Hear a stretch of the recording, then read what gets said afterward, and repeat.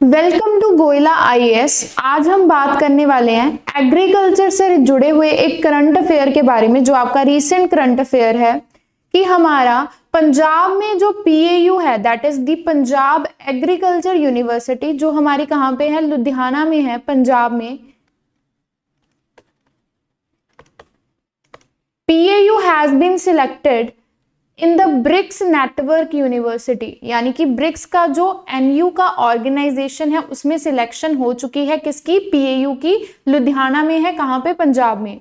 अब ये पहली ऐसी एग्रीकल्चर यूनिवर्सिटी बन चुकी है जिसका अब नेटवर्क किसके साथ जुड़ गया है? ब्रिक्स नेटवर्क यूनिवर्सिटी में इसका जो नाम है वो जुड़ गया है। अब इसी के बारे में आज हम चर्चा करेंगे। ये आपका इंटरनेशनल कोऑपरेशन इन एग्रीकल्चर, उससे जुड़ा हुआ एक टॉपिक है कि पीएयू को की जो है इंक्लूजन हो चुकी है ब्रिक्स नेटवर्क यूनिवर्सिटी में।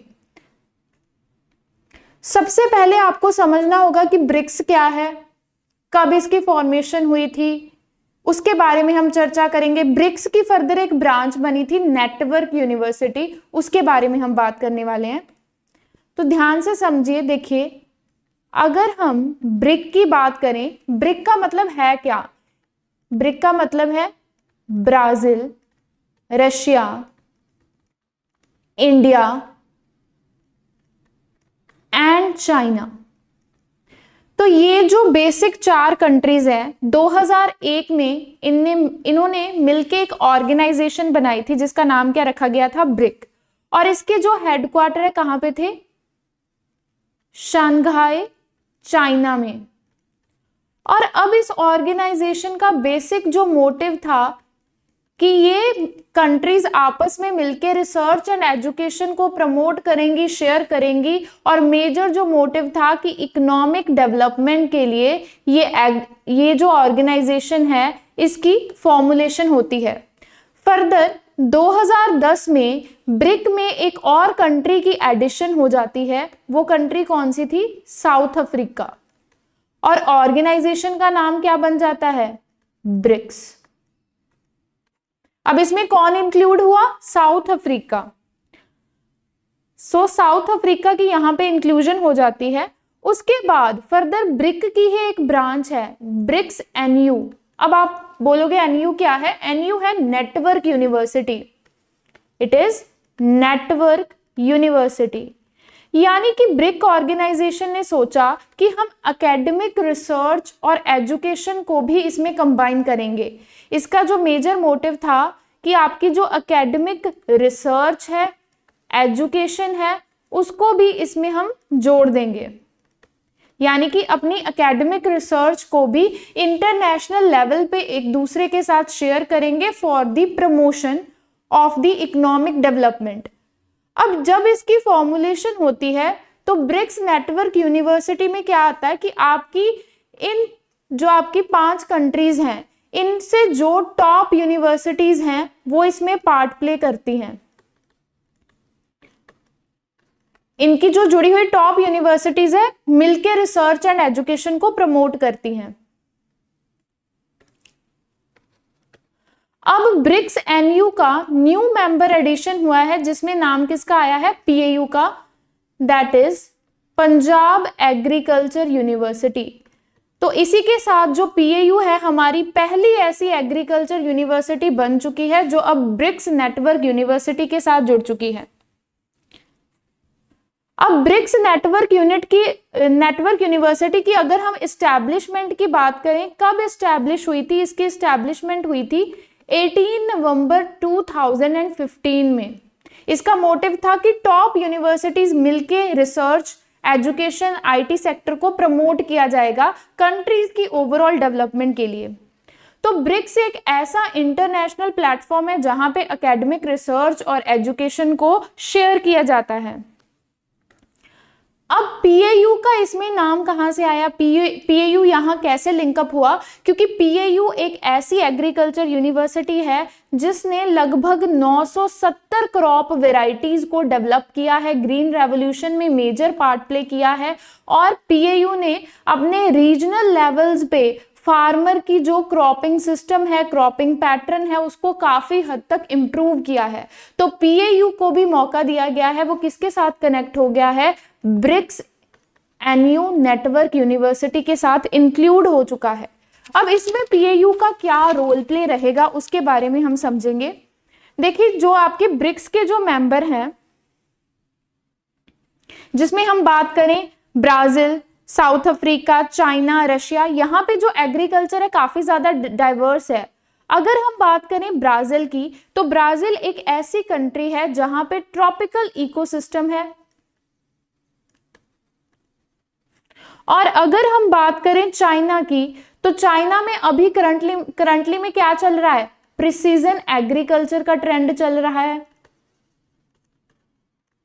और अगर हम रशिया की बात करें, तो रशिया में सबसे ज्यादा डेवलप्ड जो सिस्टम है that is cold chain, cold climatic chain establishment.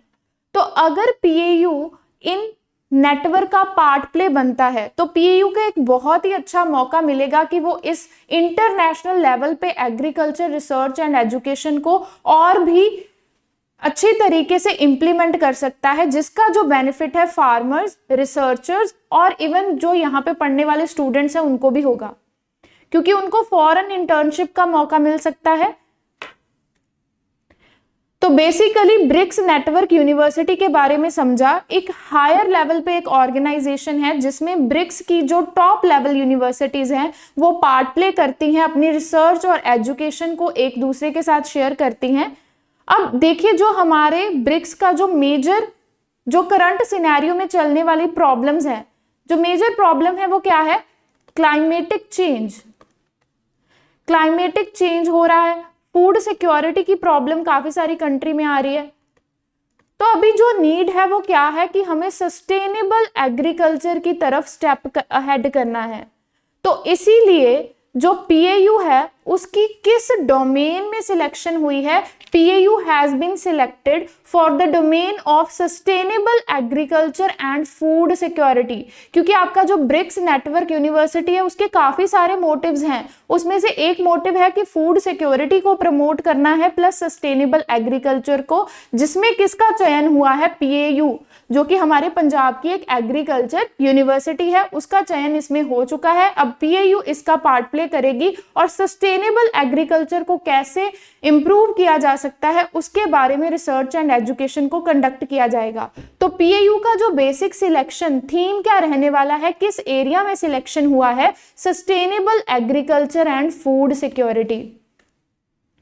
अब इससे क्या क्या बेनिफिट होंगे, पीएयू एक ऐसी ओनली स्टेट एग्रीकल्चर यूनिवर्सिटी बन चुकी है, हमारी इंडिया में से एक पहली स्टेट एग्रीकल्चर यूनिवर्सिटी बन चुकी है जो किसमें कनेक्टेड है, ब्रिक्स नेटवर्क यूनिवर्सिटी में कनेक्टेड है।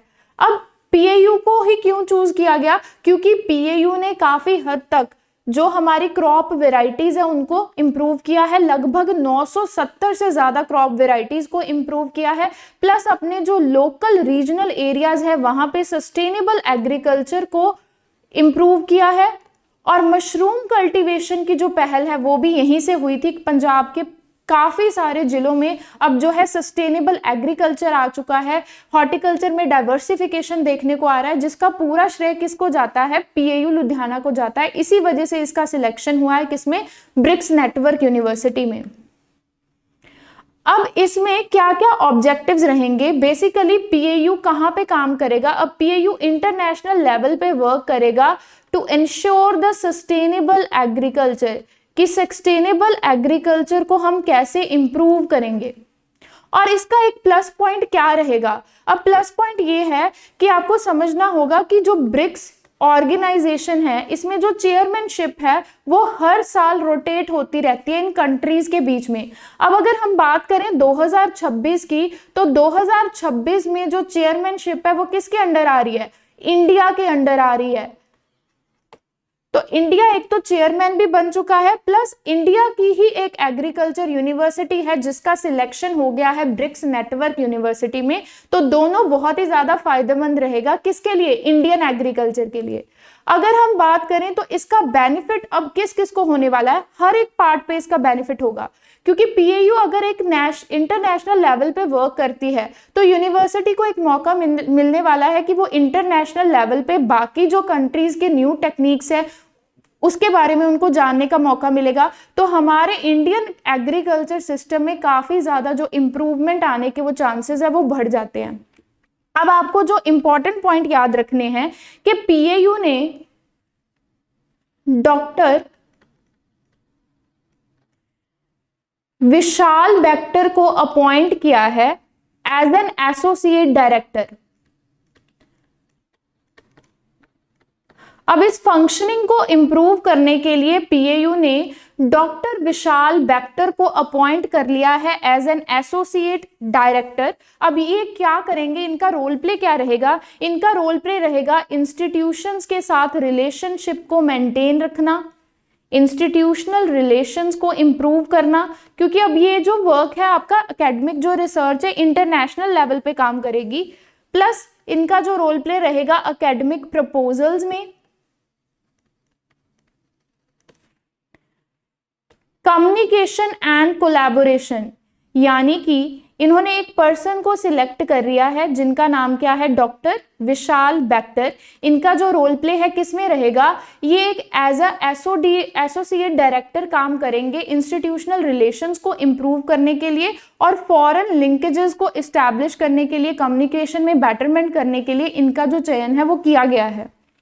अब हम समझेंगे कि अगर पीएयू को ब्रिक्स नेटवर्क यूनिवर्सिटी में एडिशन मिल गई है तो उसकी बेनिफिट कहाँ कहाँ पहुंचेंगे, मतलब किस किस लेवल पे बेनिफिट है वो देखने को मिलेगा। सबसे पहले अगर हम बात करें फार्मर्स की, तो फार्मर्स के लिए बेनिफिट होएगा, क्योंकि अगर पीएयू जो है ब्रिक्स इंटरनेशनल नेटवर्क यूनिवर्सिटी में लिंकअप होती है तो वहां पे ऐसी कंट्रीज इन्वॉल्व हैं जो हमारे से एग्रीकल्चर में काफी ज्यादा एडवांसमेंट में आगे हैं, तो उनकी जो टेक्निक्स है उनको हम अडॉप्ट कर सकते हैं, उनकी जो इम्प्लीमेंटेशन है फ्यूचर में देखने को मिल सकती है। तो एक क्लाइमेट स्मार्ट प्रैक्टिसेस की तरफ एक हमारा जो स्टेप अहेड है वो हो सकता है फार्मर्स के लिए, न्यू इम्प्लीमेंट्स, न्यू टेक्निक्स की इस्टेब्लिशमेंट होएगी। और अगर हम बात करें एग्रीकल्चर फील्ड में जाने वाले स्टूडेंट्स के लिए भी गेट्स ओपन हो चुके हैं, किसके लिए, इंटरनेशनल इंटर्नशिप के जो गेट है उनके लिए ओपन हो गए हैं, उनको चांस मिल सकता है फॉरेन कोलैबोरेशंस का, इंटरनेशनल लेवल पे इंटर्नशिप एंड ट्रेनिंग का, जो उनकी रिसर्च और एजुकेशन को और भी ज्यादा फायदेमंद बना सकता है। और अगर हम बात करें रिसर्चर्स की, तो रिसर्चर्स के लिए भी काफी ज्यादा जो बेनिफिट्स है यहाँ पे देखने को मिलेंगे, क्योंकि उनको लार्ज स्केल रिसर्च प्रोजेक्ट्स जो है वो चलाने का मौका मिलेगा। लार्ज स्केल पे जब कोई प्रोजेक्ट चलेंगे तो उनको काफी ज्यादा न्यू इम्प्लीमेंट्स, न्यू टेक्निक्स के बारे में इंफॉर्मेशन मिलेगी, तो जो रिसर्चर है इंडियन एग्रीकल्चर को और भी ज्यादा इंप्रूवमेंट की तरफ लेके जा सकते हैं। प्लस इनको फंडिंग का जो पैटर्न है, फंडिंग में भी काफी ज्यादा हेल्प मिलने वाली है। तो ओवरऑल पीएयू की सिलेक्शन हो चुकी है क्या, as a first agriculture university in the BRICS network university.